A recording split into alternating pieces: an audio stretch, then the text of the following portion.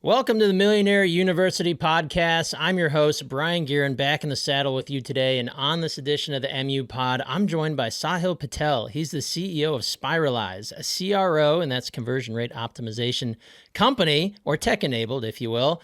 And they're helping B2B SaaS company websites convert more of the traffic they already get. And guys, we're going to kind of nerd out a little bit on Ohio here, because before Sahil and I hopped on the call, the recording here today, we learned that we are both from Ohio, we're both from Cincinnati, and we both went to the same high school. How about that? So Sahil, before I start going even on and on about that, welcome to the show, man. Thanks for having me. I'll add a fourth one. We both had the same coach across two different sports That's in high right. school as well. That's right. It's crazy. We're both drinking. You got your Bengals cup. I've got my Rheingeist Brewery cup here. Like we're Cincinnati'd out here, guys. It's crazy.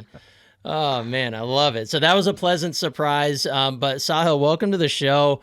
Thanks for having me. Yeah, this is going to be awesome. So we're going to talk not only about how you built your business, about the details about Spiralize.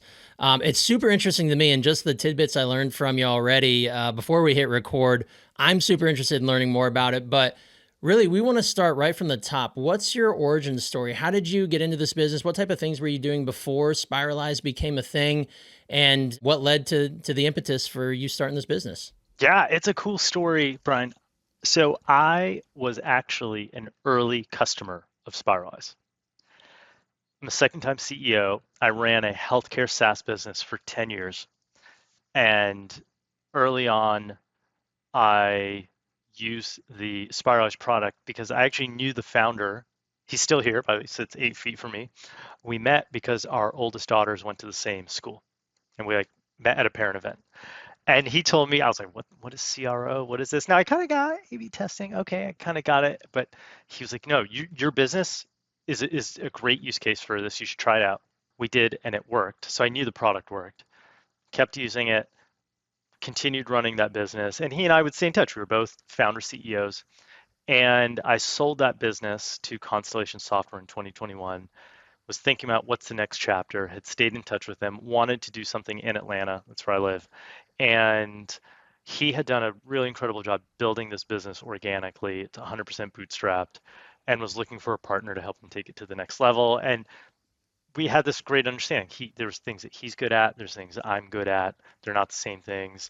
And we had both been in each other's shoes, like knew what it's like to run a business by your, I don't want to say by yourself. It's not like he already had a team, I had a team, I had others, but like when you're trying to do all those things, and it's a unique place where you can have a partner and you're both have different things that you're doing. So he's a creative founder and technical founder. And we've built a great team here now. We have a CTO, VP of Ops. He's running kind of the creative team, and then I'm in charge of sales, finance, HR. Those are the things that I know well from my first go around, first decade building a business and selling it. And I've been doing that now for about 3 years. Wow. Okay. Very cool. All right. So you explained it to me before we hit record. I'm going to have you explain it again. What is CRO? What exactly do you guys do, and how do you utilize it? And there's also a lot of technology that goes into this. We'll dig into that as we get through the episode here. But what all do you do, and who do you do it for? Yeah. So Spiralize, we are a conversion rate optimization company, CRO. There are 34,000 websites that run A/B tests. I'll talk about what an A/B test is in a moment, but they run A/B tests on their website, and we scrape all of them. We find the best tests, we shamelessly borrow them, and we run those for our customers. We're a full service company, so we'll do the design, the copywriting, we'll build the test, we'll measure the test, and then we only get paid when we deliver the lift for our customers. Okay. Okay, Gotcha. that's what we do. That's for us. Now, what is A/B testing? If you're listening to this, you're like, what the heck is that? I think your website can be, should be the most productive salesperson in your company. It doesn't sleep. It doesn't take weekends off. It doesn't watch Netflix during the middle of the day. Right. No siestas. It doesn't need an ice bath to get started. Cold plunge, sauna. There's no cold plunge. It's not sneaking off to play golf. Yeah. But the fact is, most of the traffic that comes to your website leaves and does nothing. Some of it comes back later because they weren't ready to buy. But Most of it just goes away. And that process of taking traffic and turning the traffic you get into a customer, that's a conversion. Website marketing people, digital people call that conversion. The rate is conversion rate. Mm-hmm. And we focus on B2B SaaS. Now, in B2B SaaS, if you're buying cybersecurity software, you're not pulling out the corporate card and saying, I'm going to buy this email perimeter security, put down a $500,000 implementation fee on my credit card. Mm-hmm. So it's not like buying shoes on Amazon. There's a consideration cycle. You're going to maybe download a case study. You're going to hop on a webinar, but eventually you're going to click that start your free trial or click I want to talk to sales, get a demo now button. That's the first part of someone actually saying, okay, I'm ready to at least think about buying this very expensive, very high value. And so if you can get 3 to 5% more of the traffic you're already getting, it's worth quite a bit. Mm-hmm. Wow.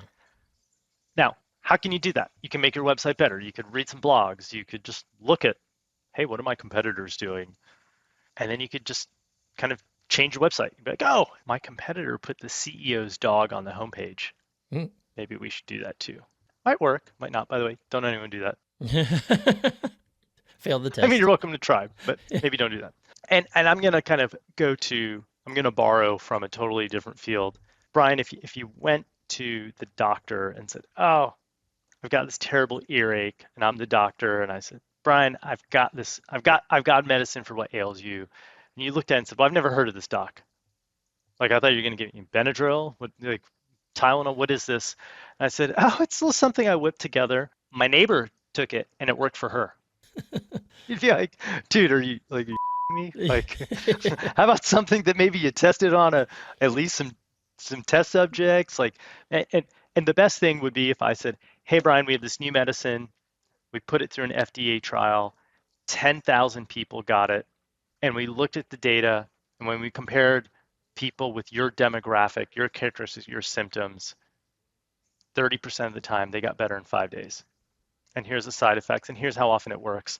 And by the way, it was a blind study. Half the people were getting the placebo, half the people got the medicine. They didn't know which was which. You probably feel pretty good about taking that medicine. Mm-hmm. The same exact thing is true for websites. You can take that, hey, I whipped together something and my neighbor took it, worked for her, so you should take it too. Or you could say, we're gonna change something on our homepage. Half the people will randomly see one version of the homepage. Half the people will see a different version of the homepage. And we're gonna measure which one gets more people to buy. And if you do that over and over and over, you can measure the impact of making these changes and test your way into a higher performing website. That's what we do. Okay. Interesting. So now you say you're doing B2B SaaS. So this is any software as a service type of company. So it could be CRM companies. It could be cybersecurity. Cybersecurity. It could be freighting software. It could be sales enablement tools. There's SaaS, B2B SaaS, huge market. Right. And by the way, it's not like we invented this. It's not a new idea. Look, more than a decade ago, e-commerce figured this out. And they realized, hey, if we put free shipping below the button, you get more people to add it to the cart. Mm-hmm. By the way, you can do a couple things. You might say free shipping over $45. You can increase your average order value, and you can bet Amazon has tested the hell out of what is the thing we can put. Is it free shipping? Is it free shipping over $45? Is it free returns? What is it? It's not like it's this new idea. The question is, what should you test? Now, you could make a wild guess. But it turns out the best thing to do is if you can see what other people have tested. And the next best thing to do is if the test has worked for more than just one company.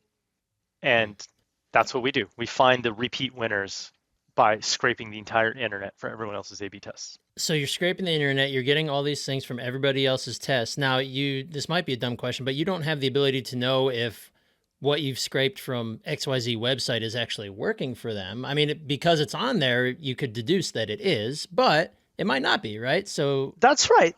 Well, so a couple things there. I love that you brought that up.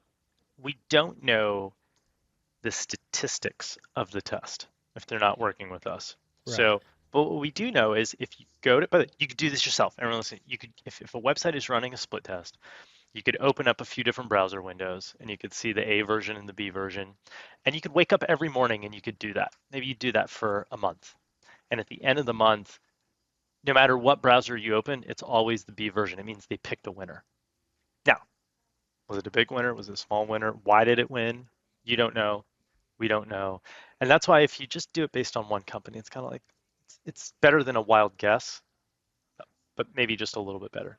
But if we see 10 companies all run the same test and they converge on an answer, that's what we call a proven winner. Those are the kind of tests I like to run. Okay. And since you're aggregating all this data, you're scraping it, and then your clients then go, here's the top 5 things we scraped that most people are doing. Let's test this version, customize it towards your business or your offer, your product, your website, and let's see if these 2 things work for you. Let's test these 2 portions of the top 6 and see if it works for you. That's right. Okay. Gotcha. And then I imagine this for these companies, especially B2B SaaS, like very different industry from like obviously a brick and mortar or a small home service provider or, any other number of different types of businesses out there. But these types of companies, their websites are their like, I don't want to say their end all be all, but if you're going to find these companies to work with them, it's going to be through the internet. That's right. At some point, there's events and there's other stuff, but at some point you're going to come to their website. Right. Okay. So let's talk about the actual, I guess, scraping of all these websites. I imagine we're using some sort of machine learning, artificial intelligence. I don't know if there's IP involved. I don't want you to divulge your IP, but I'm happy to talk about it. There is some IP involved. I'm happy to talk about it. I think that, like many things, the idea, I can't imagine that we're the only person that thought of this. But scraping the internet to find ideas, tons of people are doing it. Yeah. And lots of them are doing it differently, better than we are. Well, it's the public domain, right? Like you're putting It's your in the stuff public out. domain. It's there to be learned from. That's right. Yeah. The secret sauce is that we're clustering the common elements. And I'll give you a couple examples here in a moment. We're clustering the common elements across all of these thousands of tests because there's a ton of noise, but there's a lot of value if you can separate the noise from the signal. That's where the IP is, by the way. Scraping, you could do it tomorrow, Brian. You could build your own scraper. In fact, today, if you did it, you could probably do it faster than we did because there's tools, third-party tools, APIs, AI. They could do it for you. But a couple things why this is a moat for us. One is you got to figure out how you're going to cluster these common elements. Like, what is it about the test that made it work, and what's the pattern of why this works? The second thing is the value is in the scale of the data. So if you know this test was run once, okay, if it was run 10 times, better. If it was run 1,000 times, the predictive power of that test is much higher, especially when you can say within B2B SaaS, cybersecurity that sell to enterprise on a paid landing page with a 7-day free trial, here are the first 8 tests you should run. You can't do that if you have 8 days of data or even 8 months. Mm-hmm. And if someone did it right now, there's no way to go back and get yesterday's tests. Because the Wayback Machine doesn't capture A/B tests. So part of the moat here is the history of the data. And every day that goes by that we have it, our moat's getting broader, more breadth, more depth. Wow. Okay. So in practice for your clients, are they getting, is it like weekly or monthly reports saying, hey, this is what we scraped this month or this day or this week, and it's up to them and their dev teams to implement this on their homepage or on their service page, whatever pages are, their conversion pages? So it's a little bit different than that. So there's a SaaS product that predicts and recommends the tests. We typically meet with our clients once a week for about 30 minutes. And we look at the data together, and then we will agree on a test strategy. Hey, for the next month, what are the pages we should test? What are the tests we should run? And then when we agree, our business model is we're full service team. So we will actually then do the design, the copywriting. They'll give us input, make sure it's on brand. And then we will build, at the end of the day, you need software developers, full stack developers to actually build that B version of the page. Will it be a B version? So like, let's say are you just optimizing the homepage and then now there's two versions of the homepage out in the wild? Yes, you're building two versions of the homepage. And there's a little piece of code that will sit on the homepage that will randomly put half the visitors in one group Ah, and okay. half the visitors in the other. Because what you want is, just like if you did an FDA drug trial, you don't want all the young people in one group and all the old people in the other group. Mm-hmm. Same thing. So you want an equal distribution of high intent shoppers, lower intent shoppers, paid traffic, organic traffic, repeat visitors, new visitors. Right. Okay. So, and then are your engagements, do you operate on retainer or is it, I imagine this is It's a always subscription. changing. It's Okay. a subscription. So we start with a 90-day pilot. They can try before they buy. And then after the pilot, it's a monthly subscription, strictly month to month. And we're big believer in flexibility versus long-term contracts. Yeah, absolutely. So, talking more specifically about the company Spiralize, like how many folks are on your team? What does your team consist of? And I guess how much business are you guys serving every month? So we are about 200 people. Okay.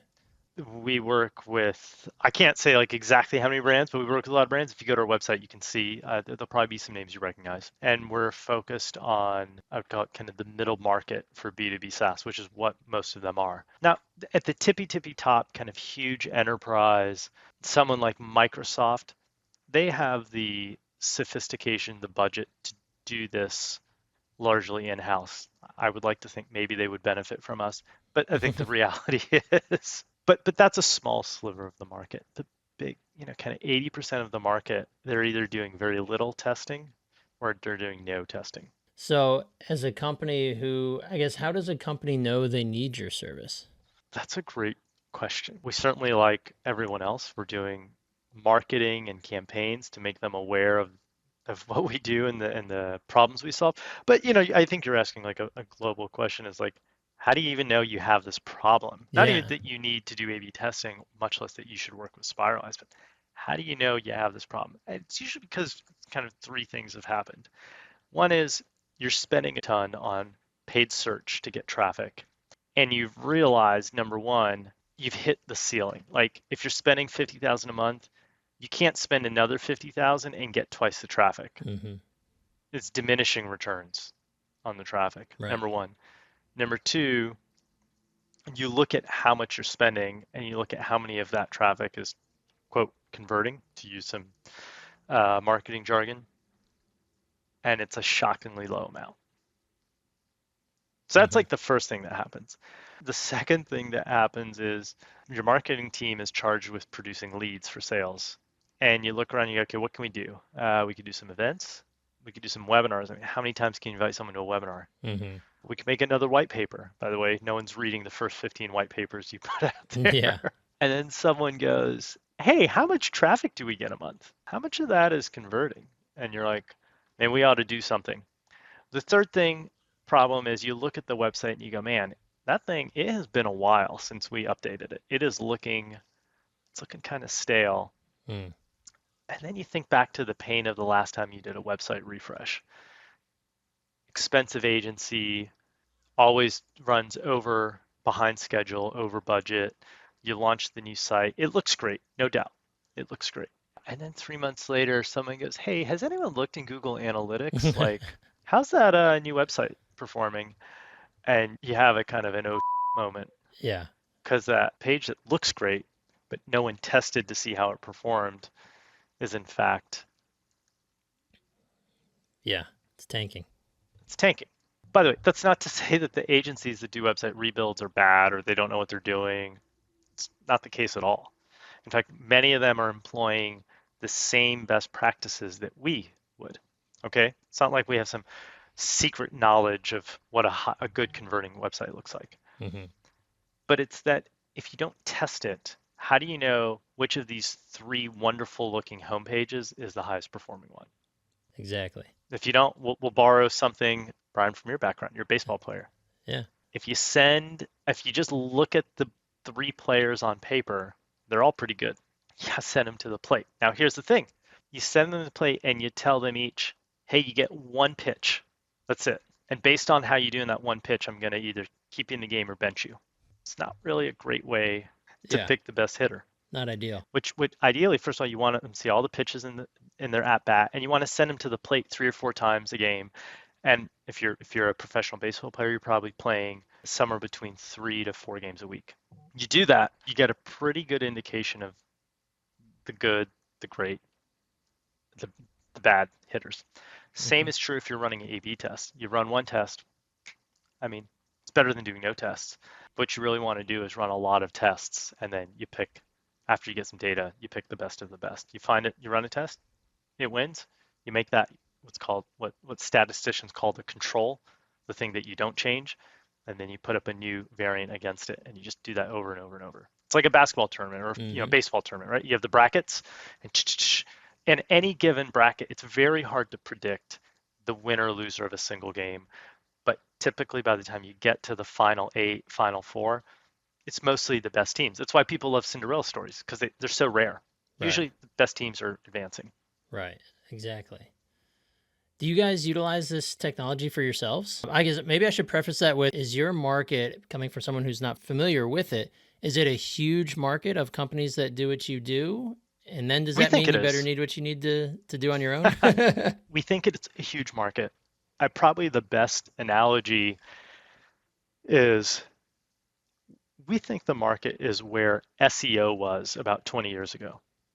So in the mid 2000s, SEO was a pretty new idea. And kind of the cutting edge companies had kind of figured out that you could do some things, and you would Google at the time, which was, by the mid 2000s, Google was the dominant search engine. The lion's share rewards went to some, if you could figure out how to, quote, do SEO. And then the rest of the market caught on. And now everyone does it in some manner, some well, some not well, some a little, some a lot. We think conversion rate optimization CRO is the same place. We think we're kind of where SEO was 20 years ago. In B2B, I want to kind of separate the e-commerce world, booking.com. Like, let me just be clear, like they figured it out a long time ago. They've been doing it a long time. Yeah. But for most B2B, especially B2B SaaS, most of the market does little or no testing. Okay. Is this a method or a technique that could be applied to other industries, that whether they're smaller or bigger or somewhere in between? Yeah, I think the technique of test something before you roll it out can be applied in a lot of ways. Now, the gold standard, I'll go back to what we talked about a little bit ago, the FDA drug trial. You have a placebo group, you have a variant group, they don't know which group they're in, and you get a big data set, and it's got, the old people, the young people, the men, the women, all that, okay, great. That's the gold standard. That's not necessarily practical for everyone. And by the way, we're talking about websites. Okay, no one's living or dying. Right. There's no drugs being ingested. So the stakes are, let's call them, a lot lower. There are lots of ways to gather feedback from users before you roll something out. I mean, if I was a startup company, I would not do CRO. You don't have the traffic, and you probably don't have the resources. You just don't need it. But what you could do is get 15 of your customers, show them 2 versions of your site, and just have them provide commentary. Hey, here's the headline we're going to put on our homepage. Which one is resonating for you? One thing I like to do is just give them my homepage, 2 of my direct competitors. I don't tell them which one is me. I just tell them, hey, here's 3 websites. I want you to rate each of these 3 for clarity. Do you get what they do? Do you get what it's for? And of the 3, which one are you most likely to read further? And what are your hesitations about them? Those are 4 questions. Everyone can do it. You don't have to spend a lot of money, or you don't need fancy tech to do it. Okay. Interesting. So it's something that, so in my background, I come from serving companies. Home service providers are usually in the 1 to 10 million space, which is obviously a massive, even if you're doing it $1 to $50 million companies, a massive space where tech is not, there's plenty of tech around, but there's so many businesses that don't utilize it or don't utilize it in the correct way. I guess my mind is wondering if this type of thing, because I mean, the websites are still one of the larger places for conversions. And in this case, a lot of times is lead gen. And I'm just curious if this was something that this type of thing could be deployed at a different level, especially if you're someone who's maybe getting into this line of work, or you deal in this technology and you're an entrepreneur, you want to be an entrepreneur and you see this as an opportunity, but just in a different industry. So is the question, Brian, how could this work, say, in home services? Yeah, in home Yeah. services or in just in an industry that's not B2B SaaS, or maybe that's in their, not as, maybe they're not $50 million companies, but they're $10 million companies. The short answer is yes, it absolutely can work. And we've worked with some of the larger home service companies, especially kind of franchise, like multi-franchise Mm-hmm. home services like home cleaning, HVAC, tree trimming, where there's still a component of people go to Google and go, you know, home cleaner near me, Right. HVAC, plumber near me. And they might look at, it's not uncommon for them to look at two or three in that space. And there's probably not a ton of kind of brand loyalty until you really need one, when you Right. need one. And now my prediction would be for many of those companies, there's quite a bit of low hanging fruit that they could do. Mm-hmm. One thing we do, we have a friend, kind of friend of the business that runs a hardscaping. Like they sell the rocks. Like if you want those big fancy rocks in Big your yard, pavers. Yeah. that's where you go. Yeah.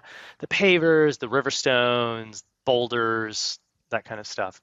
It didn't have the need, it didn't make sense to do the kind of the big sophisticated A/B testing. One thing we did was we just got 15 of the people that he's going direct to consumer mostly. Mm-hmm.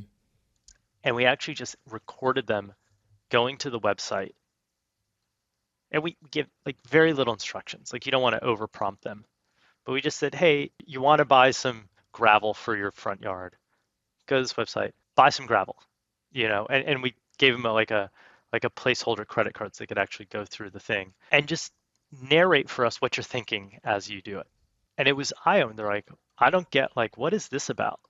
Because this is this the real size of the rocks? Yeah. And he's over there going, no, no, no, no, no, that's a picture. It's not to scale. But it was eye-opening. It was Yeah. eye-opening. So like I think that, the idea of getting feedback from your audience on what's working for them, what's not working on your website. Just gonna look at your website should be your top performing salesperson. Yeah. What a great practice that is, though, for any business with any website, is just literally sit down and have someone verbalize what their brain is telling them as they're utilizing your website. It's funny. I was just doing that today.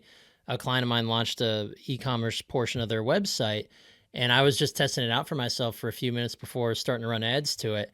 And I found my brain talking to myself, saying, "Oh, hey, like, oh, that's interesting. Why do they have that there?" Or, "Oh, I kind of like that." Or, this, I feel like this shouldn't be here, but that's valuable information. Maybe I should just do that on a Loom video and verbalize it, and just say, hey, this is just a regular dude going through your website, and these are the thoughts that are crossing my mind. And there's a good chance that the general public, I've got to be somewhat like the general public, I imagine, I don't know, but just someone using that's incredible feedback. I think that's great advice for anybody with a website. Just have a friend or family or somebody run through it and just tell them to verbalize it to you. The idea of a Loom video for it is great. I Yeah. mean, what is the cost of doing that other than a little bit of time and, a free Loom account? Yeah, yeah. I like that. Okay, I'm gonna steal that one. We're gonna have to use You that. should. You should. I'll give you two more. By the way, another great one to do, take the home page, right click. You gotta do this on a desktop browser. Right click Google Chrome and do Google Translate and pick a language that no one is likely to speak, like Arabic or Urdu or Hindi or something like that.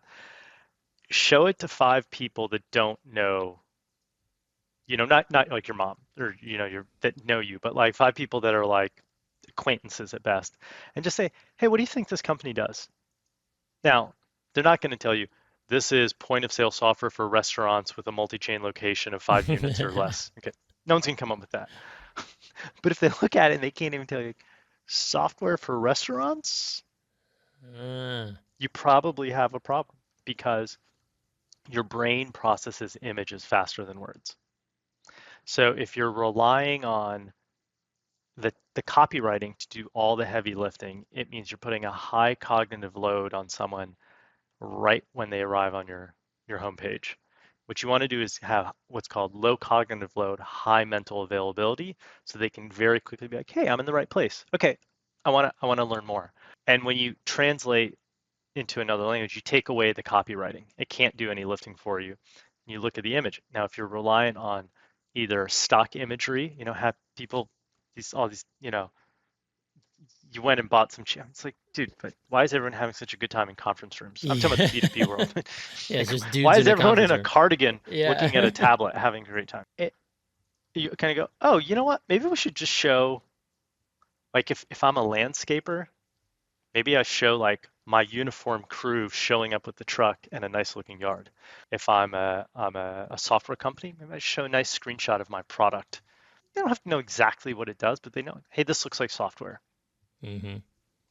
So it's a great one. The Loom one, the Google, I call that the 1 second test. Yeah. Translate it. There's things that anyone can do at little to zero cost, and it almost always will give you some insights on how you can make your website. Again, it can be, should be your top performing salesperson. Yeah, absolutely. I think, yeah, that's great. Because if you take away the copy, if someone can't spit out within a few seconds what they think your business does and be at least semi accurate, that's a great way to understand if you if you're gonna challenge somebody's brain power right off the rip. Which That's right. we develop websites as well, and that's a big part of what we do. Is we try to reiterate to people that when people get to your website, they need to be reassured that what they just searched to land on your site is the same thing when they get to your website. Because So smart. if they search, cybersecurity help or something, and then your H1 or your website doesn't clearly state cybersecurity firm or whatever.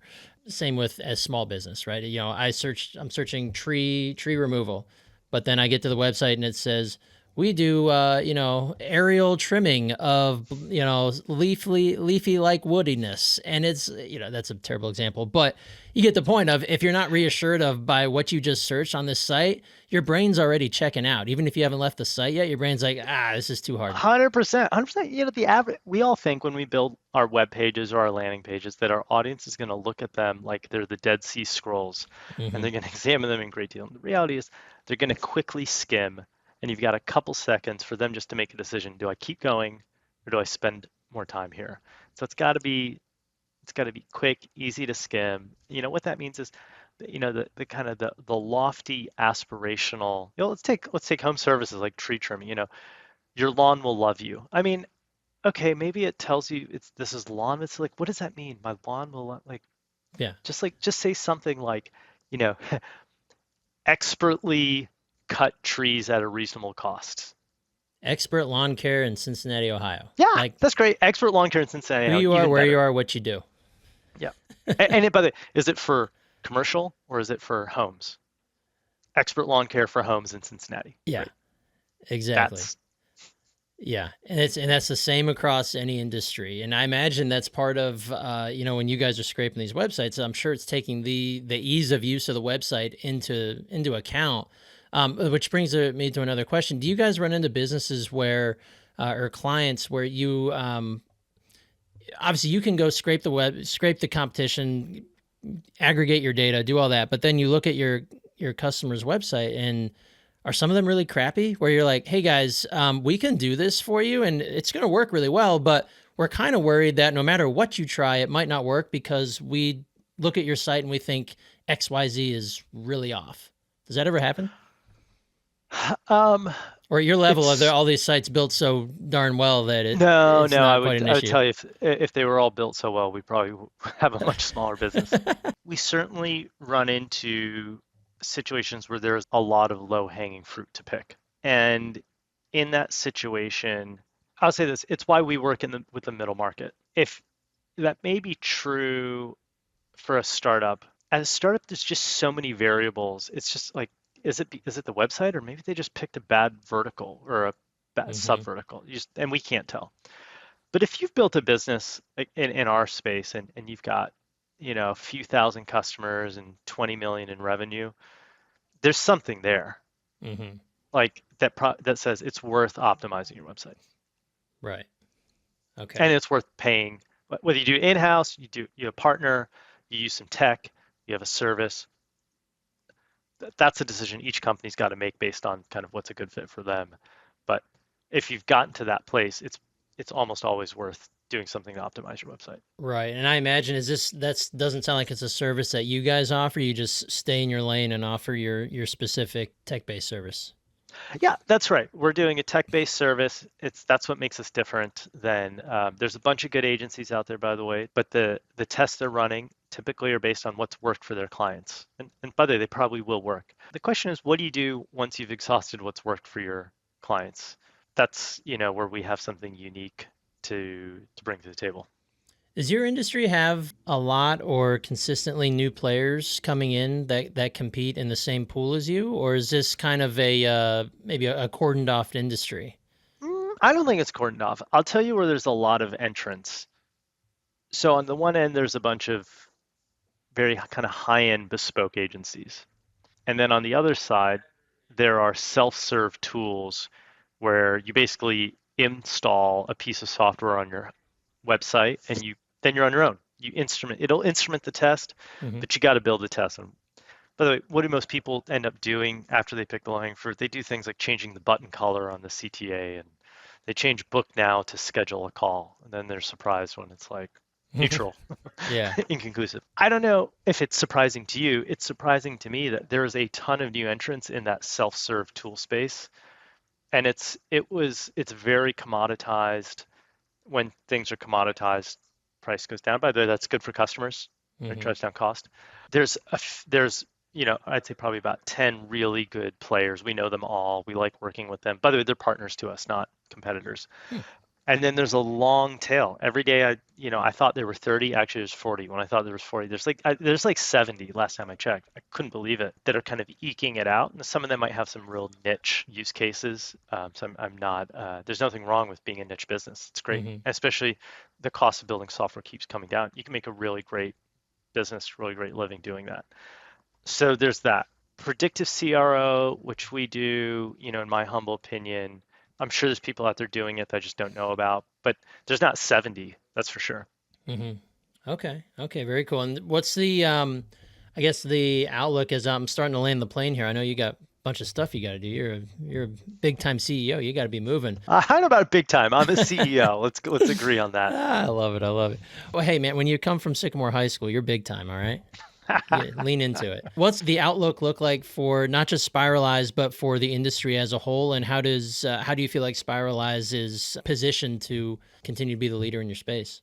Here's the thing, as you run more tests and as we scrape more websites, we get more data and the predictive power of our platform grows.